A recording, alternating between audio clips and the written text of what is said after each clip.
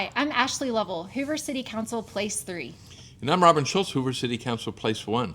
Don't forget to subscribe so that you never miss another episode of After the Gavel.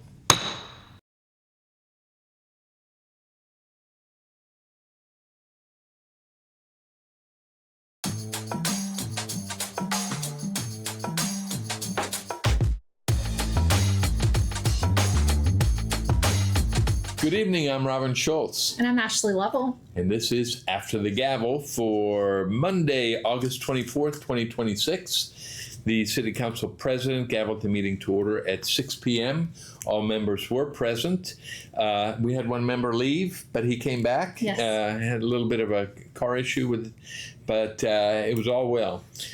We had the pledge. We had the invocation of the pledge. We had guest recognitions, and we had two members of the Special Olympics team that won a gold medal earlier this year in bowling in Nevada, and they were recognized. Scott Lewis and Malone Morgan were recognized, and shout out to their teacher, my wife. Who wanted to be here but was unable to. Mary Beth. But yeah, they were recognized. We then had a report from the Chamber of Commerce, and they gave their rundown of what the chamber did. And we had both Nan Baldwin, who is the chamber president, and their treasurer give a report. I thought it was a good report. Yep. Just two things to note. They have the Hoover Workforce Initiative Career Fair on October 1st, and they also have the Hoover Business Excellence Awards that are coming on October 15th, and those are two new initiatives for them, so stay tuned for more information. Yeah, it's they're making strides. They're definitely making strides.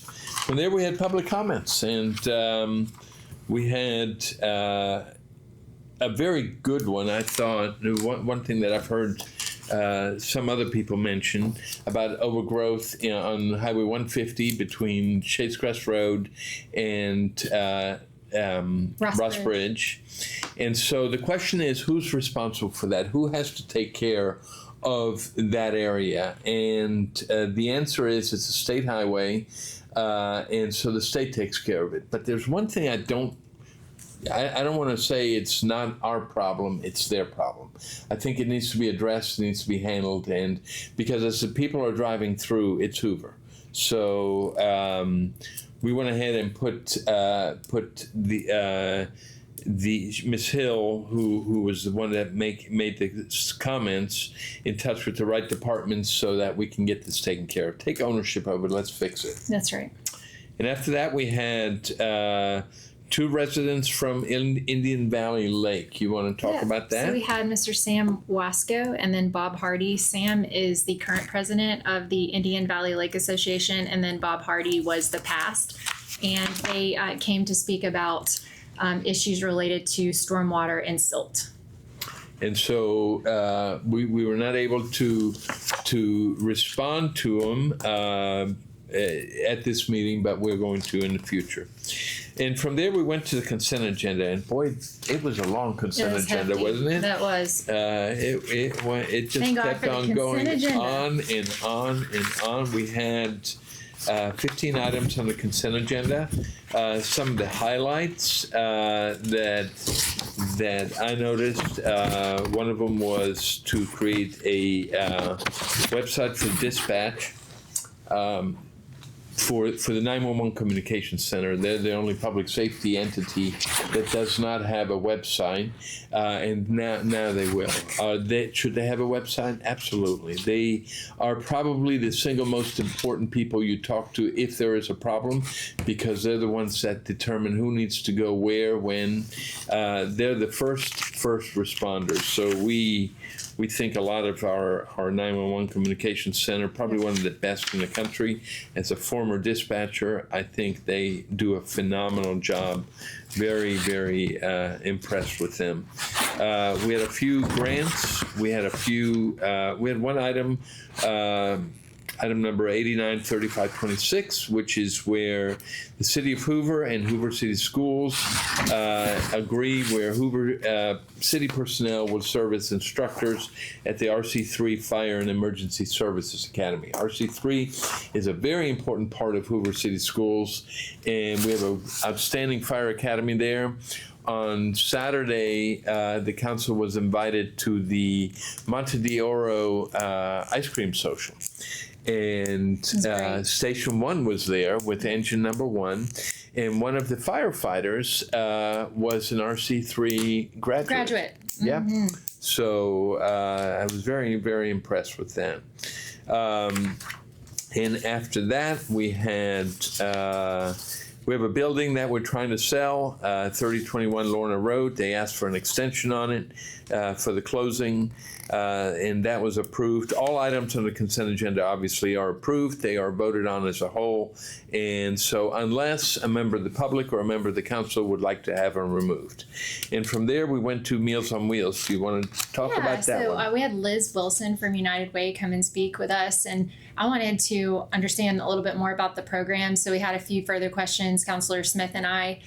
So what she had indicated to us that we have about currently 1,200 seniors are served per year in Jefferson County, and about 100 of them are Hoover residents who receive the homebound services. But as a total, there's about 250 residents of Hoover that receive Meals on Wheels. Some of them have the meals delivered directly to about 100 of those residents, and then the rest of them get the meals at the Hoover Senior Center. So it's an incredible service that we have. We had an individual come up and speak about the importance of Meals on Wheels and how it helped keep her father alive after her mom passed away, which was really moving. But it's really important if you know someone, or if you are someone that could benefit a senior for Meals on Wheels, then your contact information is 1-800-AGE-LINE, AGELINE, and they will start the intake process for that. So and we'll put that in the comments, and we'll also have a, hopefully as we edit this, we can put the number on there. And thank you to the 64 Hoover residents that volunteer for Meals on Wheels. You make the organization go round. There was one additional thing that I picked up from there. It's not only the food, but it's also a relationship, a companionship, where they're able to kind of spend some time with the individual. So, great organization. That was a resolution to where the city provides $10,000 to the organization. From there, we went to the annual transportation agreement, which was to mill and patch and resurface 2.96 miles of Shadescrest Road and Sulphur Springs Road. There was a discussion a little bit as to who owned what. Mr. Smith felt that it was a county road, and normally we don't take care of county roads. And guess what? Mr. Smith was right. But we have an agreement with the county to do that particular road. And then the big one of the night came up. That was the resolution where our fire department was recognized for their achieving accreditation for the second time. Why don't you talk about that? That was really impressive. So it's CFAI accreditation, which is very prestigious when it comes to the qualification. As far as it goes, they look at over 250 points of criteria, and they look over 11 categories. So this is a outside entity. There's about 4 members from around the country that come and evaluate all departments in the fire department. And they also look at not only the fire department itself, but the actual city's support of the fire department and the finances that go towards public safety. So when we say that Hoover is the best when it comes to public safety, you have an outside entity that's coming in and saying, yes, you guys are great and you deserve to be CFAI re-accredited. So I just thought that was interesting. We have the CFAI accreditation, and we are also a ISO certified fire department as well. And so those certifications are prestigious, and I'm really proud of our fire department. Well, here's some fun stats on that. There are 30,200 fire departments nationwide.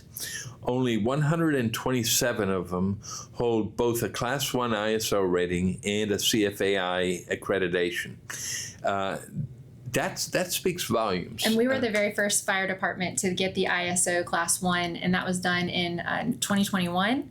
And since then, there have been, I think, 3 total fire departments in the there's state. Mobile and Montgomery. And that's it. Yeah, and so having those, having the accreditation ISO 1 is just a really, really phenomenal thing. Something And to be so, really proud of. and Chief Bentley, Mr. Humble, he is one of the most humble people you will ever meet. And he says, we're not perfect.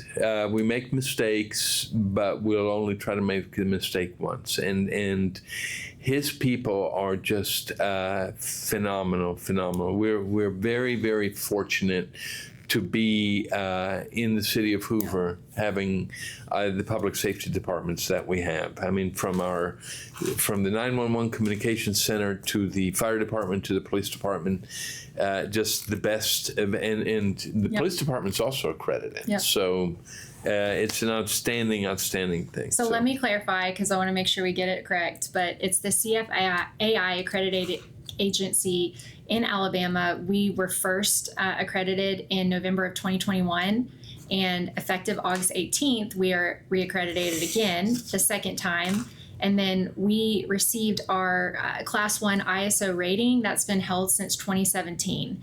So I want to make sure that I get that information correct, because it is such an honor to receive that, and we want to make sure that the facts are correct. Yeah. Congratulations to the fire department. Then we had a resolution 894226, which was accepting a grant for from Jefferson County for the rebuilding of the lake house. And Councilor Driver had some comments about that. I couldn't say that I had any issue with what she said. She made some really valid points. So it's worth listening to if you watch the entire meeting, which we'll link below. She made some really valid points. I can speak to this for a second, and just the fact that she did make some valid points, but I'd also want to, just as a Hoover resident, we moved here in 2000, and the amount of birthday parties and events that I went to as a child, going to the lake house, it was like the party spot. And so I remember when I moved back to Hoover, I was shocked at the state of the lake house, and then obviously it was ultimately torn down, and I thought, what a shame, because I had such wonderful memories there. So I am excited to be able to have this new generation of and it's really good looking. To be able to celebrate, and it is a community resource. It's something that's for the public use. I mean, you have to reserve it and things like that. But I think that we're going to have a new generation of Hoover residents who are getting to experience the lake house. Yeah, it's going to be a really, really great facility. We went to we had a municipal sales and use tax exemption for what is known as the state severe weather preparedness sales tax holiday legislation. I'm sure James Span would appreciate that. And we went ahead and approved that. Then from there, we had to go back to the park at Hoover, the ordinance that we passed. To move forward with the legal proceedings. Right. And so we hired an engineer to kind of make sure. Oversee the work. Yeah, oversee the work in what they're doing. So we went ahead and passed that. Had a couple of weed items, weed being the overgrown grass. And after a couple of weeks ago, I guess you have to be specific. That's correct. And so those were passed. And we had some comments about football games. Yep, that's right. So the Hoover High School's first home game against Muscle Shoals was this past Friday, and we now, the Jags are having their very first football game this coming Friday. So definitely wanted to get the word out and say go Jags, but also the fact that both Hoover and Spain Park won this past week. So go Bucks. Yeah, go Bucks. So go Bucks and go Jags. But I do like to make the caveat, I graduated from Spain Park in 2007, so it's ingrained in the mind to say go Jags. And we're a Hoover Bucks family on this side, so you're well represented, Hoover, in yes. this podcast. Other than that, it was a good meeting, and tomorrow we'll be here. Tomorrow being Tuesday, by the time this gets on the podcast, it'll probably be over with. We will be here from 9 to 4, I believe, for budget hearings, which is where all the departments come up to speak in front of the council, to present what their next year's budget is, the items on it. They get in a lot of period of time, and we discuss it. Last year we sat in the public section. This year we were given these monster binders that we had to hold, and that's going to be all day tomorrow, and then we'll be voting on that budget hopefully in September on time. This time will go into effect on October 1. And I've got 2 things I want to add before closing quickly.